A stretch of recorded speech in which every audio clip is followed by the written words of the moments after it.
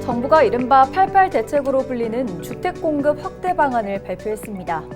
국민 주거 안정을 목표로 했다고 하지만 궁극적으로는 수도권의 팽창과 지역 소외를 불러올 것이라는 우려가 커지고 있는데요. 오늘 헬로 이슈 토크에서 88 부동산 대책의 핵심 내용과 함께 부산 부동산 시장에 미칠 영향 분석해 보겠습니다. 오늘 말씀에 영산대 부동산학과 서정열 교수와 함께하겠습니다. 어서 오십시오. 네, 안녕하세요.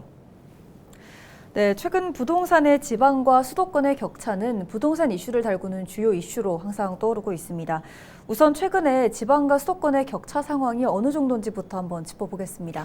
요즘에 서울 수도권과 지방의 양극화가 심화됐다고 말들을 하지 않습니까? 네. 저는 양극화를 넘어서 초양극화됐다 이렇게 볼 수 있겠고요. 결국은 서울 수도권 중심의 일극 체제가 더 강화되는 것 아니냐라는 것을 부동산 가격의 상승 국면을 통해서 좀 확인할 수 있을 것 같습니다. 왜냐하면 서울은 지금 아파트 매매 가격이 20주 연속 상승을 하고 있고요. 그리고 전세 가격도 65주 연속 상승을 하고 있습니다. 반면에 우리 부산 같은 경우에는 지금 지난주 8월 16일자로 제가 확인한 데이터로는 상승률이 0%입니다. 그러니까 그만큼 정체돼 있다라고 볼 수 있고요. 이전에 조금 하방 압력이 커지기 때문에 하락세가 좀 둔화됐다라는 측면으로 이해한다면 그나마 좀 나은 상황이긴 합니다만 서울 수도권과 우리 부산을 포함한 지방의 부동산 시장은 상당히 양극화가 극대화되어 있다라고 표현할 수가 있겠죠. 네, 서울은 천정부지로 오르고 있고 또 부산은 반대로 정체되어 있고 그럼 이런 현재 격차는 다양한 원인이 복합적으로 작용한 것으로 보이는데요. 핵심 원인도 좀 몇 가지 짚어주시죠. 결국은 저는 세 가지 정도로 요약할 수 있을 것 같습니다. 첫 번째는 가격 상승을 촉발했던 2020년과 2021년의 부동산 시장 상황을 말씀드리지 않을 수가 없습니다. 전국 평균이 20% 정도 아파트 가격이 상승을 했는데요. 우리 부산 같은 경우에는 2020년, 2021년 동안 28% 정도 상승을 했습니다. 그러니까 오히려 서울 수도권보다도 더 상승폭이 컸다라고 한다면 우리 지역에서는 상당히 이례적인 상승이다 이렇게 볼 수밖에 없는 것이고요. 그 이례적인 상승이란 것이 사실은 문재인 정부가 서울 강남을 규제하기 위해서 규제를 강화하다 보니까 결국은 규제의 역설로 풍선 효과라고 하죠. 결국은 규제가 없는 우리 부산 지역의 아파트 가격을 이례적으로 상승시켰다. 그리고 그것이 지금 사실은 하방 압력에 의해서 정상화되는 과정이다라고 이해할 수밖에 없는데 그것을 우리 지역 입장에서 볼 때는 왜 이렇게 가격이 떨어지고 있느냐라고 착시 현상으로 읽을 수도 있는 부분이 없지 않아 있고요. 두 번째는 러시아 우크라이나 전쟁에 따른 소위 건축비 상승. 지금 우리 지역에서도 시공비가 맞지 않아서 시공사 선정을 상당히 하기가 어렵거든요. 그것이 저는 두 번째 요인이라고 보고요. 마지막으로는 우리가 다 알고 있는 것처럼 여전히 고금리 상황이지 않습니까? 그러니까 미연준의 금리가 올라가면서 고금리, 고물가, 그리고 고환율, 이 3고 현상이 여전히 조금은 컸었다. 결국은 이러한 세 가지 요인이 우리 부산 집값을 조금 더 하방 압력을 크게 만들었고 경우에 따라서는 상승하는 것을 저해하는 요인으로도 작용한 것 아니냐 이렇게 저는 봅니다. 네, 국내외적인 여러 요인들이 겹쳐서 만들어낸 결과가 아닐까라는 생각이 듭니다. 지방과 수도권의 부동산 격차가 가지고 오는 그럼 사회적 문제에는 또 어떤 것들이 있을까요? 요즘에 그 배 아픈 건 참아도 배고픈 건 참아도 배 아픈 건 못 참는다 이런 말씀 있잖아요. 결국은 서울 수도권 쪽의 부동산 가격은 상당히 오르고 있는데 우리 지방은 오르고 있지 않다라고 하는 우려가 있는 것이고요. 결국은 그런 우려라는 것은 지역 간 격차가 심화된다. 저는 그렇게 이해할 수밖에 없을 것 같습니다. 결국은 지역 간 격차라고 하는 것은 서울 수도권과 지방 간의 우리 부산 간의 아파트 가격 격차는 이전부터 있어 왔거든요. 그런데 그것이 현재는 상대적 박탈감으로 작용한다면 단순하게 이것은 가격의 격차가 아니라 또 다른 문제. 그러니까 서울 수도권에는 인구가 몰리고 우리 부산에서는 지금 인구가 감소하고 있는 이런 상황과 맞물려서 상대적 박탈감이 더 커지는 것 아니냐라는 측면에서 보면 결국은 누구도 도와주지 않습니다. 우리 스스로 부산의 힘을 좀 더 키워야 되는데 그러기 위해서는 글로벌 허브 도시 구축이라고 하는 것이 부산 시정에서도 지금 상당히 강조하고 있습니다만 결국은 부산 자력으로 우리 시장 상황을 만들어갈 수 있는 방법이 저는 글로벌 허브 도시 구축이다라고 보고 거기에 따른 부울경 광역경제권 이런 것들이 우리 부산을 중심으로 좀 더 힘있게 만들어져야 되지 않나 저는 이렇게 생각을 합니다. 네, 안 그래도 뭐 노인과 바다라는 말이 나올 정도로 인구 소멸이 심각한 상황인데 이게 부동산 시장의 약세와 맞물려서 더 심화되지 않을까라는 걱정도 듭니다. 이 사실을 사실 정부가 모르진 않을 것 같습니다. 그런데 최근 부동산 격차를 심화시킬 것이라는 우려가 되는 부동산 카드가 주목을 받았습니다. 일명 88 부동산 대책인데요. 먼저 자세한 내용부터 짚어주시죠. 결국은 서울 수도권 쪽에 집값이 오르고 있죠. 네. 그 서울 쪽에 또는 수도권 쪽에 그린벨트 풀어서 집값 안정을 위해서 주택 공급 확대하겠다는 게 포인트입니다. 네. 결국은 서울 수도권 쪽에 그린벨트를 해제해서 지금 총 8만 가구 정도를 공급하겠다는 게 정부의 대책 내용의 중요한 내용이고요. 결국 그린벨트 해제를 통한 신규 택지는 지금 올 11월경에 발표한다고 지금 돼 있습니다. 네. 그러니까 결국은 8월 8일 대책이 나왔죠. 네. 결국은 신규 택지를 발표하면서 추가적인 보완 대책이 11월경에도 나오지 않을까 이렇게 생각을 하고요. 결국은 6년간 32만 7천 세대를 공급하겠다는 것 중에 또 그린벨트까지 포함되어 있다면 그만큼 지금의 서울 수도권 쪽에 집값 상승세에 대한 정부의 판단은 공급이 부족하니까 공급을 좀 빨리 늘려야 되겠다. 뭐 우리 지방 입장에서 볼 때는 상대적 박탈감도 있을 수 있는 내용입니다만 현재로서는 주택 공급이 필요한 곳에 빠르게 공급하겠다라는 게 정부의 대책입니다만 과연 그린벨트 풀어서 공급하는 데 또 시간이 걸리기 때문에 지금의 상승세를 잡는 데는 얼마만큼의 효과가 있는지는 좀 지켜봐야 될 것 같습니다. 네. 그럼 이전의 대책들과도 비교했을 때 수도권 입장에서는 좀 파격적인 대책으로도 보여지는 거죠?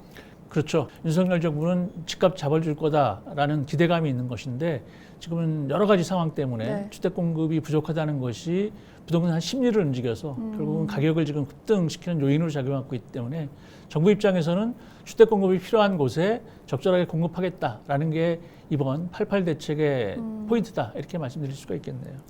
네, 주목할 대목이 이제 근데 수도권 한정이라는 대목입니다. 여기서 지방 부동산 시장에 우려가 나올 것 같은데요. 어떻습니까? 결국은 우리 지방 같은 경우에는 지금 부산을 포함해서 집값이 상승 국면은 아닙니다. 네. 그리고 쉽게 말씀드리면 빠른 시간 내에 급격하게 가격이 오를 가능성도 적습니다. 결국은 정부 입장에서는 가격이 어느 정도 안정화되어 있다라고 하는 상황 자체가 지방을 위한 대책은 조금 빠졌다라고 볼 수 있습니다. 물론 이번 88 대책에도 우리 지역 입장에서 조금은 눈여겨봐야 될 대책 내용도 있거든요. 그렇지만 전반적인 내용들은 가격이 오르고 있는 서울 수도권 중심의 주택 공급을 확대하겠다는 것이 포인트이기 때문에 어떻게 보느냐에 따라 좀 다르겠습니다만 지방 입장에서 볼 때는 조금은 지방을 홀대하는 대책 아니냐라고 충분히 읽힐 수 있는 대목도 없지 않아 있습니다. 그래서 결국은 서울 수도권 쪽에 또 너무 집값이 오르고 있는 상황에서 주택 공급을 강화하다 보니까 정부 입장에서도 이번에 2단계 소위 스트레스 DSR 금리를 또 좀 올리겠다라는 것 아니겠습니까? 근데 결국은 이러한 주택 공급을 확대한다는 측면이 있고 또 금리를 가상금리를 올려서 수요자들을 조금 억제하겠다라는 측면도 있기 때문에 그렇게 된다면 동일한 대책 내용상 우리 지역은 지역 실수요자 입장에서는 디딤돌이나 아니면 버팀목을 통해서 어느 정도 정책 대출을 받아서 내 집 마련을 해야 되는 실수요자 입장에서는 금리가 올라가는 거기 때문에 조금은 역차별 여지도 있다. 저는 이렇게 생각을 합니다. 네, 지방이 아니라 수도권 또 특히 서울 중심의 이런 대책들이 좀 아쉬움이 느껴지는 대목들이 많은데요. 전체적으로 봐서는 교수님이 말씀해 주신 대로 부산 지역의 부동산 시장은 상승세가 아닌 상황입니다. 이번 88 부동산 정책이 부산 지역에 미칠 영향도 좀 자세히 짚어주시죠. 이번 대책 자체가 우리 부동산 시장, 부산의 부동산 시장을 조금 상승하게 만드는 요인으로 작용할 수 있는 부분은 일부 있습니다. 그 일부 있다는 것이 결국은 재개발 재건축 촉진법을 만들어서 소위 기본계획과 정비계획을 함께 수립하겠다.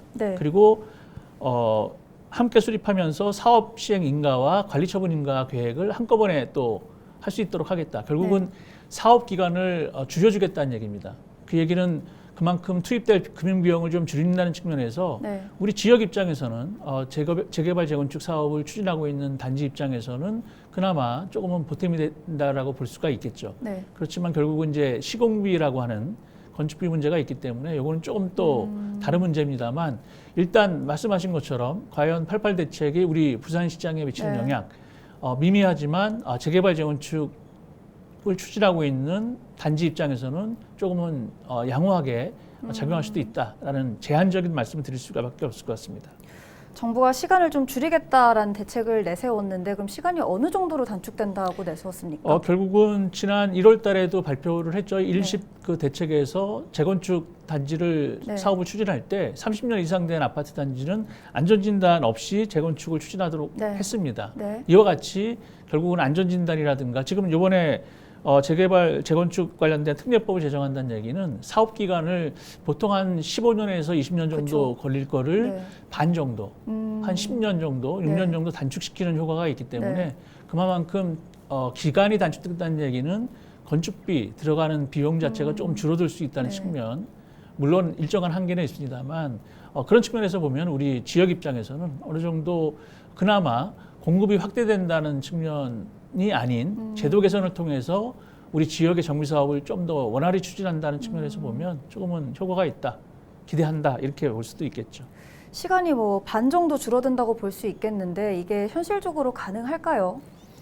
결국은 시간이 줄어드는 건 정부가 제도적으로 기간을 단축시키는 것이기 때문에 저는 가능하다고 보고요. 네. 다만 기간이 단축된다고 할 때 우리 지역의 집값이 현재처럼 상승 국면이 아닐 때 네. 과연 시공사가 현재 건축비를 갖고 시공에 참여할 수 있느냐 여부가 관건이 될 것 같습니다. 네네. 결국은 그렇게 된다면 우리 지역의 해수동이라든가 아니면 지역 중심이죠. 네. 거주 중심인 남구나 연제구 등의 사업에 있어서는 어느 정도 속도감 있게 시공사 선정이 가능할 수도 있는데 문제는 우리 부산 지역의 가격 상승에 대한 포텐셜입니다. 과연 가격 상승 여지가 있느냐 여부에 따라서 네.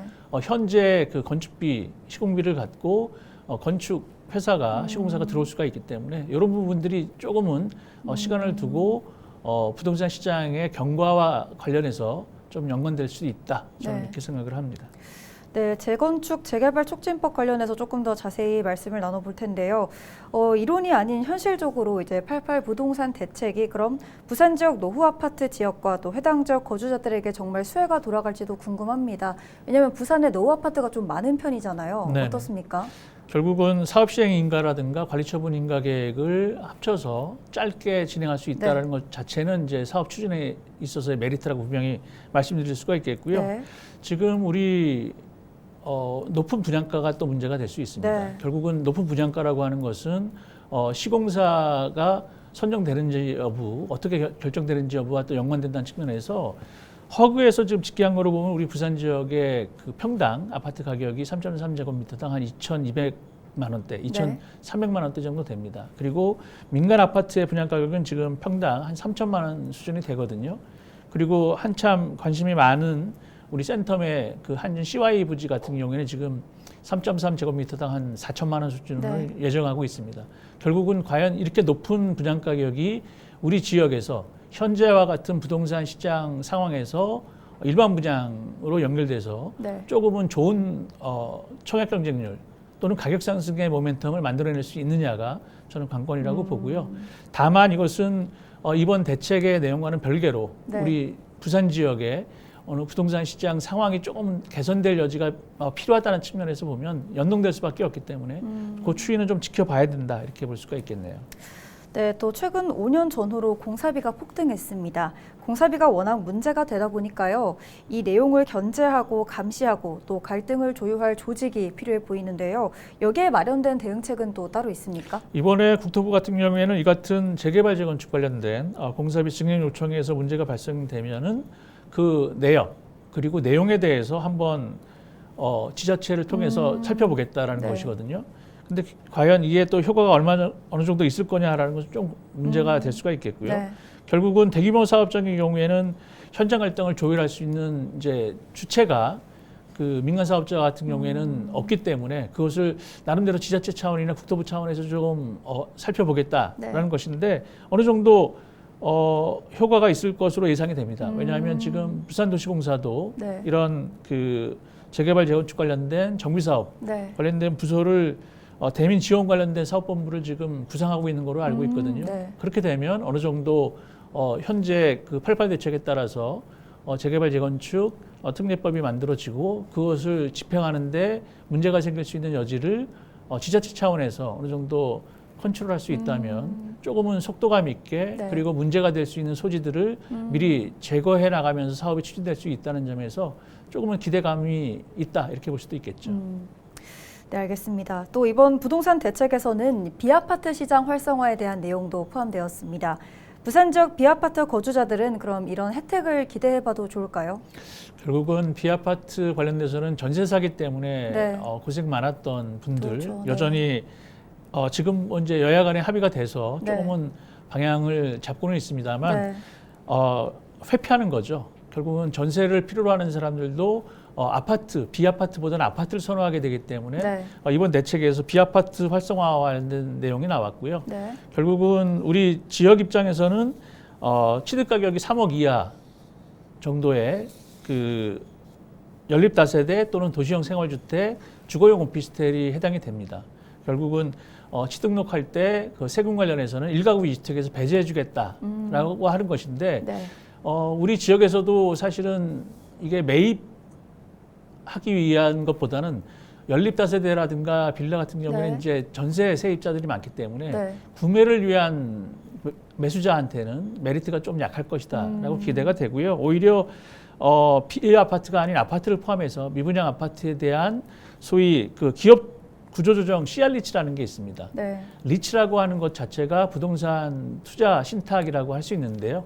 그 투자 신탁이 상장되는 주식과 동일한 형태의 운영 방식, 회사형 네.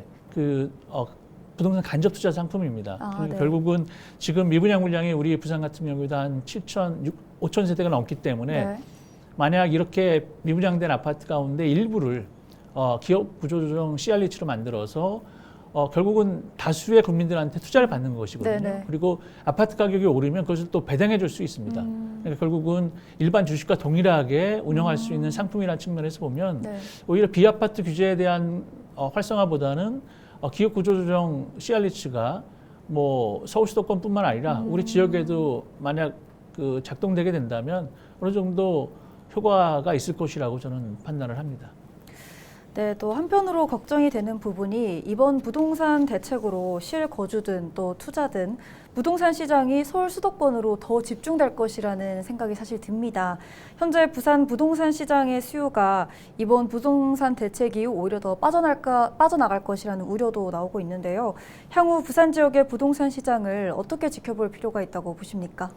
요즘에 질문 받고 있는 것 중에 부산에 계신 분인데 네. 똘똘한 한 채 서울 수도권 관심 많이 커지고 있는 것 느끼고 있거든요. 네. 결국은 시장이라고 하는 것은 자본이라고 하는 것은 가격이 오른쪽으로 작동될 수밖에 없다는 측면에서 보면 우리 부산 지역 같은 경우에는 실수요자 입장에서는 네. 가격이 급격하게 오르지 않기 때문에 네. 오히려 정상화 과정이다라고 이해할 수 있는 부분도 없지 않아 있습니다. 근데 이제 다주택자들 입장에서는 집값이 보합세를 유지하고 있거나 네. 떨어지는 것 자체가 자산 가치 하락으로 이해되는 부분이 없지 않아 있기 때문에 그래서 좀 다른 양면성이 있다고 보고요. 중요한 것은 우리 부산 내부의 여건 변화에 따라서 부동산 시장이 작동할 수 있도록 네. 사실은 중앙정부가 많이 계획 곡권을 갖고 있는데 우리 부산 지역에 맞는 맞춤형 부동산 정책을 만들 필요성을 저는 이번에 이 88 부동산 대책을 통해서 지방 홀대가 아니라 부산 나름대로의 대책 강구를 위한 대책도 정책적으로 좀 필요하지 않냐라는 네. 문제 제기를 드리면서 말씀드리고자 합니다. 네, 말씀해 주신 것처럼 부산이 부동산 시장이 잘 작동할 수 있도록 좀 자력을 키우고 동시에 정부도 지방을 고려해서 현실성 있는 대책을 마련해 주길 한번 바라보겠습니다. 오늘 말씀 여기까지 듣겠습니다. 고맙습니다. 네, 감사합니다. 네, 계속해서 바뀌는 부동산 정책과 여전히 벽이 높은 금융시장, 또 장기적인 불경기 속에 집을 둘러싼 서민들의 불안감이 커져가고 있습니다. 여기에 꼭 필요한 것은 정확한 정보입니다. 오늘 헬로 이슈 토크와 함께 중장기적 주택 거래 계획에 도움이 되셨길 바라며 이 시간 마무리하겠습니다. 시청해주신 여러분 고맙습니다.